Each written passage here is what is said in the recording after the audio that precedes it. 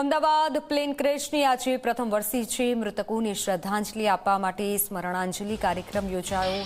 મૃતકોના સ્વજનો હયાત હોટલમાં એકઠા થયા. પીડિતો 1 વર્ષ બાદ આજે પણ ન્યાયથી વંચિત છે.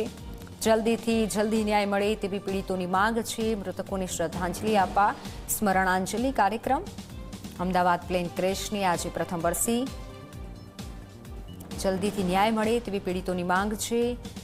પીડિતો 1 વર્ષ બાદ આજે પણ ન્યાયથી વંચિત છે. અમદાવાદ પ્લેન ક્રેશની આજે પ્રથમ વર્ષ. 1 વર્ષ થઈ ચૂક્યું છે, હજુ ન્યાય નથી મળ્યો. તમામ જે પરિવારો છે તે ન્યાય માટે એકઠા થયા છે અને શ્રદ્ધાંજલિની સાથે ન્યાય માટે આશા પણ રાખી રહ્યા છે કે અમને ન્યાય મળે. મૃતકોને શ્રદ્ધાંજલિ આપવા માટે આજે કાર્યક્રમ. અમદાવાદ પ્લેન ક્રેશનો આજે 1 વર્ષ થઈ ગયું જ્યારે દુર્ઘટના ઘટી. 12 જૂનનો એ દિવસ. સંવાદદાતા દર્શલ જોડાઈ ચૂક્યા છે વધુ માહિતી સાથે. ત્યારે દર્શલ, 1 વર્ષ થઈ ગયું છે. 12 જૂનનો એક કાળો દિવસ અને આજે 12 જૂન છે. 1 વર્ષ થઈ ગયો છતાં પણ હજી સુધી ન્યાય નથી મળી શક્યો.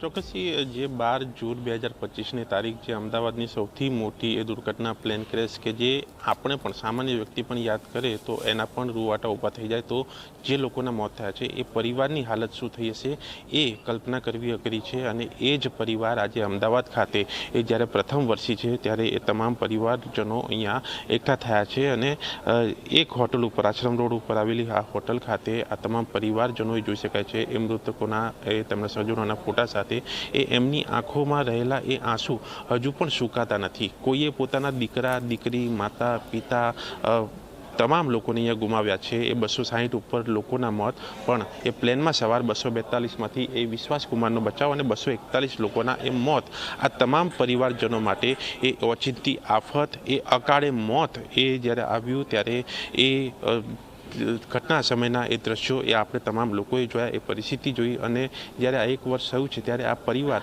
હજુ પણ એ ન્યાય માટે મથી રહ્યો છે અને એ ન્યાયની માંગ સાથે આ પરિવાર આજે અહીંયા એકઠો થયો છે. જ્યાં એક સ્મરણાંજલિ, એક શ્રદ્ધાંજલિનો એક કાર્યક્રમનું આયોજન સાથે 4:30 આ જ તમામ પરિવારજનો જે છે અહીંયાથી એ પ્લેન ક્રેશ સ્થળ સુધી એ કેન્ડલ માર્ચ કરશે અને ત્યાં એ જશે અને ત્યાં એ પોતાની માંગ પણ રજૂ કરશે અને કાર્યક્રમમાં સહભાગી થશે.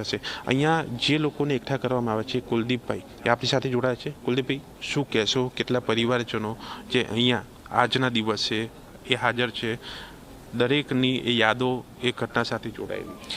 અંદાજે 150 થી 150 પરિવારના સભ્યો છે આજે મળી રહ્યા છે. પ્રાર્થના સભાનું આયોજન કરવામાં આવ્યું છે.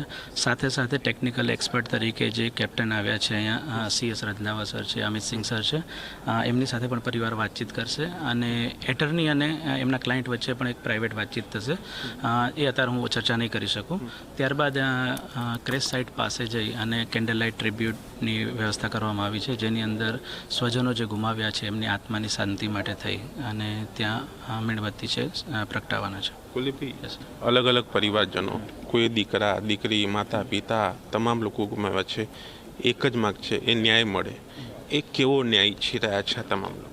દરેકને ન્યાય માટે એક જ વસ્તુ છે કે કસૂરવાર કોણ છે એ સામે આવે, ભૂલ કોની છે એ સામે આવે. એરલાઇનની ભૂલ છે, મેન્યુફેક્ચરિંગની ભૂલ છે, જે કોઈ પણ ભૂલ છે એ સામે આવે અને એમને કોર્ટમાં આગળ કાર્યવાહી કરવી હોય તો એમને બ્લેક બોક્સના ડેટા અને ફાઇનલ રિપોર્ટ છે એ ખૂબ જરૂરી છે. તો એ જ ડિમાન્ડ છે કે એમને ડેટા મળે અને આગળ એમના પરિવારના સભ્ય જે ગુમાવ્યા એના ન્યાય માટે થઈ અને લડત લડી શકે. તમામ પરિવારના સંપર્કમાં આપ છો. સરકારે સહાય કરી છે, કંપનીની પણ એ સહાયની વાત છે. તમામ સહાય એ મળી ચૂકી છે, બાકી છે? શું સ્થિતિ છે? ઓલમોસ્ટ પરિવાર કહી શકીએ કે જેમને મળી ચૂકી છે. બધા પરિવારને નથી મળી, અમુક પરિવારને હજી બાકી છે. પરંતુ સરકાર તરફથી, એર ઇન્ડિયા તરફથી, ટાટા તરફથી એનાઉન્સ કરેલી વસ્તુઓ છે, જે એમાઉન્ટ એમને ડિસાઇડ કર્યું હતું, એ પરિવારોને મોટાભાગે મળી ચૂક્યું છે.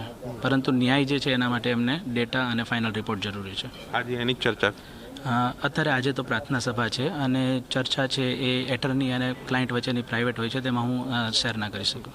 એટલે આજે એ પ્રાર્થના સભા એ સ્મરણાંજલિનું આયોજન અને તેમાં આ પરિવારજનો જે છે એ જોડાયા છે અને સાથે જ જે વાત કરી કુલદીપભાઈએ એ ન્યાય માટેની એ બ્લેક બોક્સ એ ઓઇલ ફ્યુલ સ્વિચની જે વાત જે સામે આવી હતી, પરંતુ એ કારણ નહીં પરંતુ બીજું કારણ હોઈ શકે છે એવું આ તમામ પરિવારજનોનું લોકોનું માનવું છે. ત્યારે એ ચોક્કસ કારણ એ સામે આવે એ ભૂલ કોની છે, બેદરકારી કોની છે કે જેના કારણે એ પ્લેનમાં સવાર 242માંથી 241 લોકો અને બીજા મળીને 260 ઉપર લોકોના જે મોત થયા છે તેમને એક ન્યાય મળી શકે તે માટેના પ્રયાસો ચાલી રહ્યા છે. અને તેની વચ્ચે જ્યારે આજે પ્રથમ એ વર્ષી છે ત્યારે આ તમામ પરિવાર અમદાવાદમાં ભેગા થયા છે અને એ કાર્યક્રમમાં એ શ્રદ્ધાંજલિ અહીંયા પાઠવીને વિશેષ કેન્ડલ માર્ચ કરીને એ ન્યાય માટે પુકાર કરી રહ્યા છે.